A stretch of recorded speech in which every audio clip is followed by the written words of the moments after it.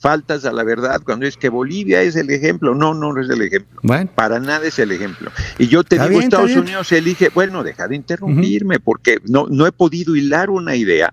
Te echaste una pregunta larguísima como si tú fueras el entrevistado, y cada que planteo algo me interrumpes y me vuelves a interrumpir y dices que no es pugnacidad y que no estás descalificando. Es una conversación, es una entrevista, platicamos, Gerardo, pero si quieres, no mira, entrevista, solamente si se quieren monólogos, en los monólogos los puedes hacer en YouTube, y te salen muy bien. A ver, si te quieres entrevistar a ti mismo, pues entrevístate a ti mismo. Quiero platicar contigo, Gerardo, pues no me dejas hilar una, sin que te pongas así, no me dejas sin que te enojes de lo que te cuestionen. No me estoy enojando. Sin que te enojes porque te dicen otros datos. Deja de interrumpirme. Adelante, no me has dejado Gerardo. hablar una idea. Adelante. Yo te pido que cuando termine la entrevista la escuches y te des cuenta que no es entrevista. Adelante, que Gerardo. no me has dejado hablar. No me digas adelante. Deja de interrumpirme.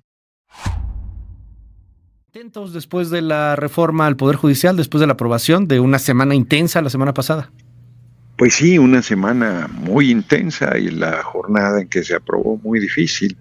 Me ha llamado la atención que poco se ha mencionado la toma violenta de la Cámara de Senadores, que no tiene precedente, pero afortunadamente sorteamos todas las dificultades, obstáculos y hasta provocaciones y se aprobó la reforma. Fue publicada este domingo 15 de septiembre una reforma histórica y muy importante. Por primera vez en todo el mundo vamos a ser el primer país que elija a todas las personas juzgadoras por voto universal, secreto y directo.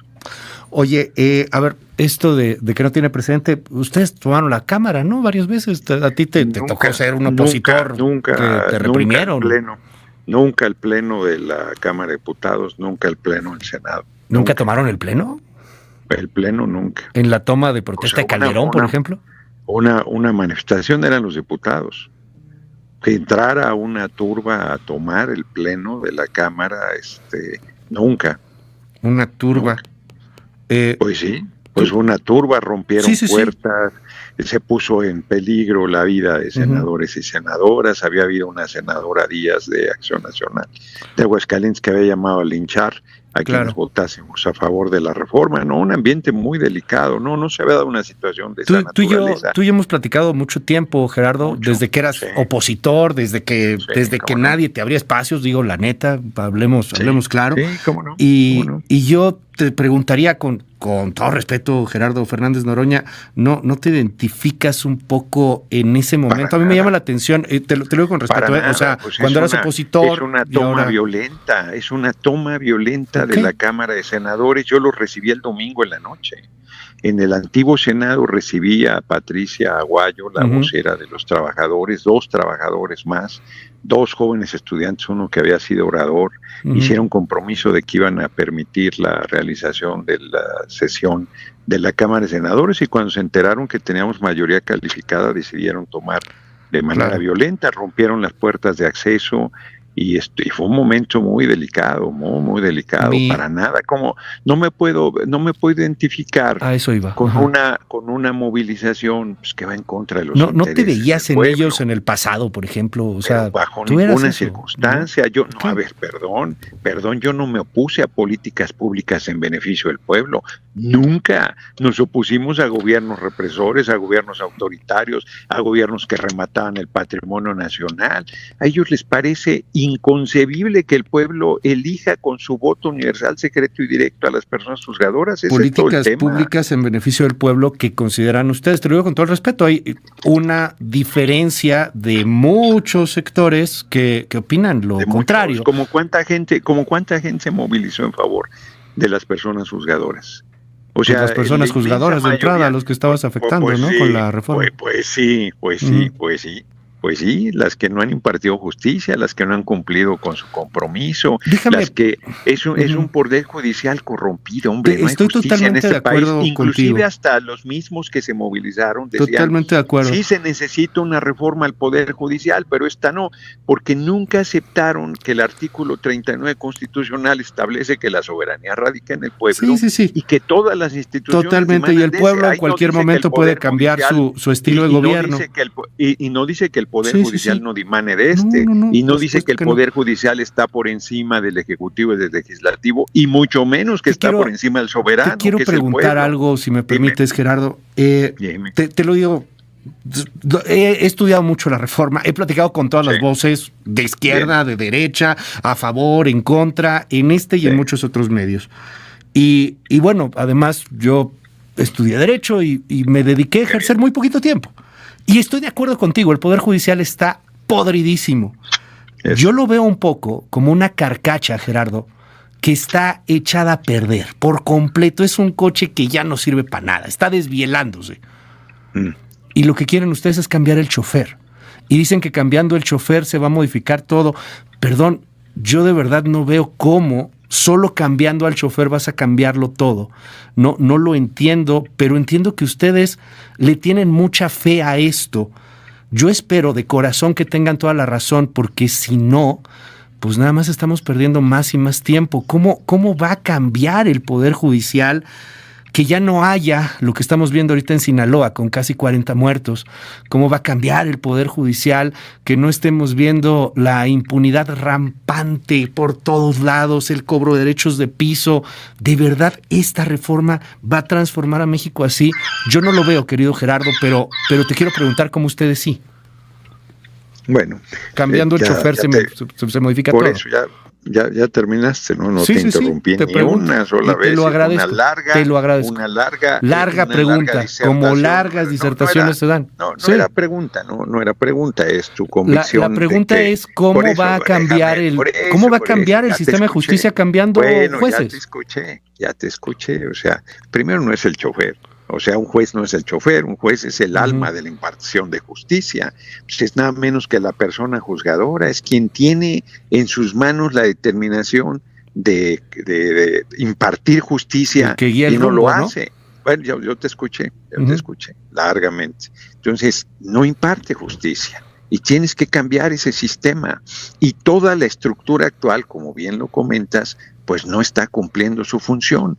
Nosotros efectivamente creemos que con la participación, no es un acto de fe, que con la participación del pueblo, con su control, con su determinación, con su voto, se renueva toda esa estructura. Habrá personas juzgadoras que tienen pase directo y que pueden quedar elegidas.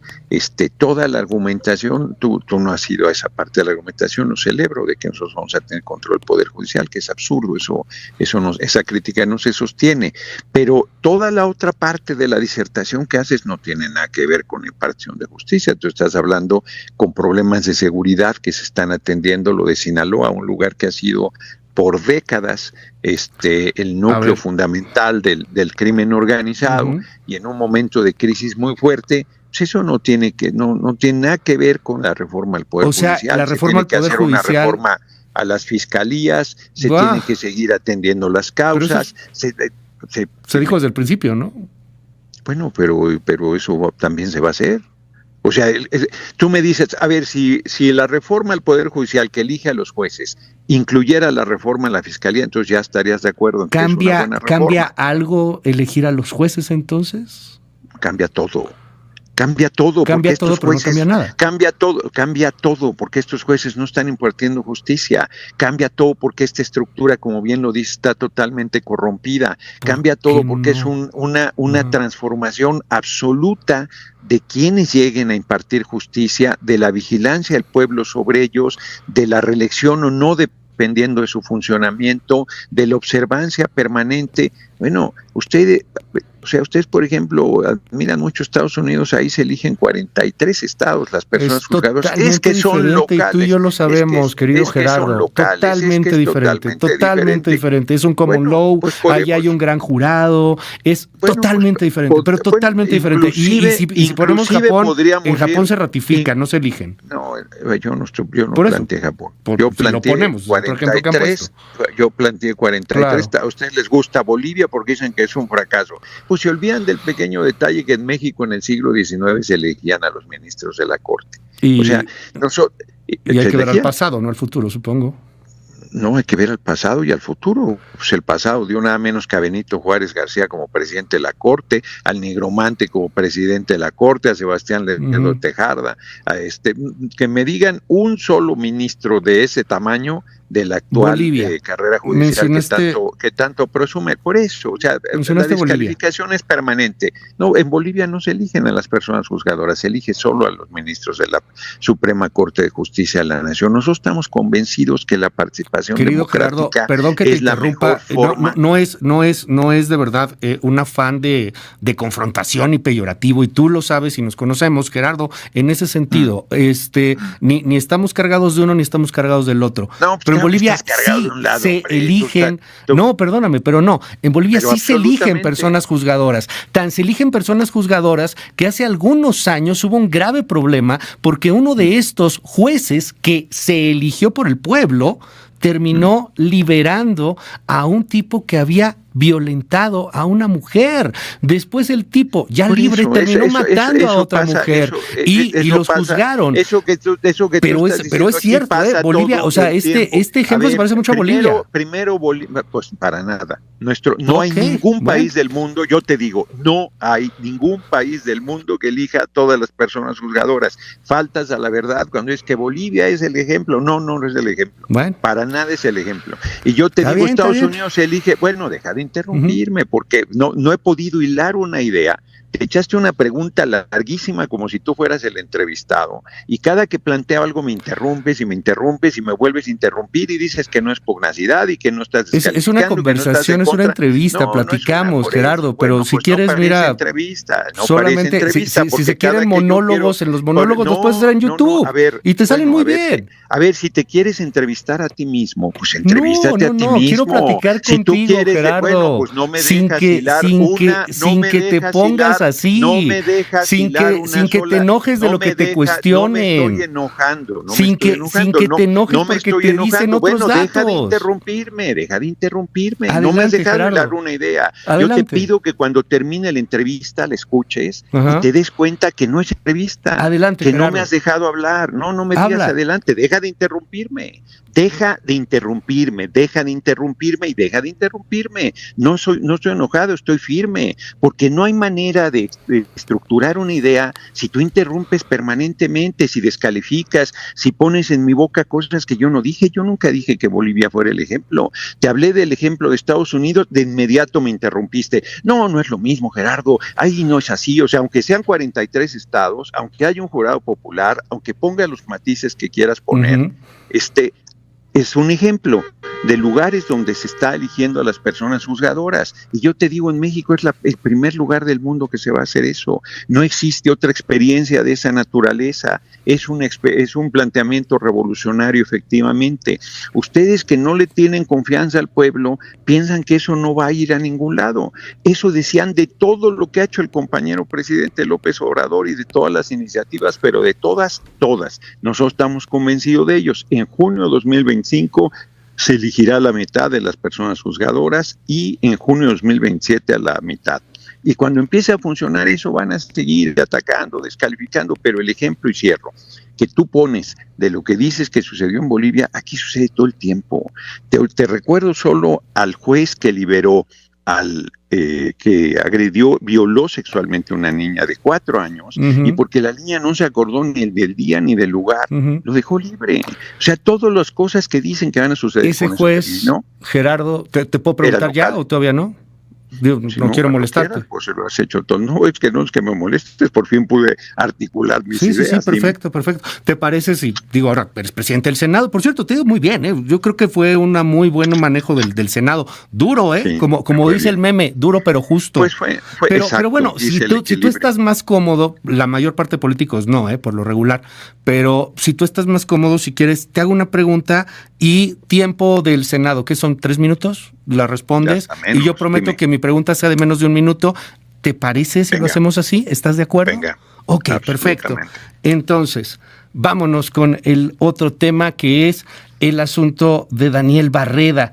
¿Qué pasó con Daniel Barreda? Tú dijiste que habías hablado con él y luego resultó que no. Gerardo, 3 minutos. Bueno, primero, es falso que yo no haya hablado con él. Yo hablé con él. Lo que es falso es que dijeron que estaba privado de la libertad. Lo que es falso es que dijeron que estaba desaparecido. El hombre estuvo libre todo el tiempo y todo el día estuvo Movimiento Ciudadano descalificando, diciendo que estaba privado de su libertad y que no debería haber sesión mientras él no apareciera. Demostramos que mintió. Nunca Barreda salió a decir que no habló conmigo. Hasta este momento no lo ha dicho. Gerardo, dime algo. ¿Qué pasó con Miguel Ángel Yunes? ¿Negociaron con él? ¿Lo apapacharon? ¿Entraba ahí pues respaldado por compañeros de tu partido? ¿Es ya miembro Miguel Ángel Yunes de la Cuarta Transformación o va a su bancada? Ni Miguel Ángel Yunes Linares, que fue quien llegó a tomar protesta en sustitución de Miguel Ángel Yunes Márquez, ni Miguel Ángel Yunes Márquez son parte del movimiento. Ellos han insistido que van a impugnar la decisión de Acción Nacional de expulsarlos. Y yo francamente celebro mucho que hayan sumado su voto de este lado y que haya sido muy importante para que la reforma saliera adelante. Ay, se me cortó la comunicación con Gerardo Fernández Noroña. Sí se cortó, ¿verdad? Chen. A ver si lo podemos recuperar rápidamente. Tengo el WhatsApp reventado, como siempre, 5571-131337, 5571-131337, WhatsApp abierto para todo el mundo. Pues a mí me gusta platicar así de esa manera, pero hay gente que no. ¿Por qué le damos tiempo? Pues porque así lo quiere él. O sea, y al final de cuentas, pues queremos conversar, queremos tener ahí los dos puntos de vista. Y no es la primera vez que platicamos y que platicamos fuerte y que platicamos duro con Gerardo Fernández Noroña, pero a ver si lo puedo recuperar. Ya lo tengo de nueva cuenta en la línea. Perdóname, Gerardo, se cortó ahí la comunicación. No te preguntaba de Miguel Ángel Yunes. ¿Qué pasó? Sí, te decía yo, ya había dado yo la explicación. Te decía que Miguel Ángel Yunes Linares entró a tomar protesta como suplente de Miguel Ángel Yunes Márquez. Ninguno de los dos se ha planteado afiliarse a Morena o al movimiento. Ambos van a impugnar su expulsión de Acción Nacional. Y yo había sostenido y sostengo que 85 senadores es el número suficiente para 2/3, da 66.42 más o menos, y 86 da 67.18, que es mucho más de 2/3. Era una sobre cuál era la mayoría calificada, pero frente al no estar 128 senadores, con 85 hubiera sido suficiente. Entonces es falso lo de que nosotros hayamos desaparecido al senador Barreda, y sí fue muy importante de cualquier manera la definición de Yunes, Linares y Márquez. Finalmente fue Márquez el que votó, con un discurso, por cierto, muy sólido en favor de la reforma, y que pues fue clave para lograr la mayoría calificada. Pues muy, muy importante esa definición.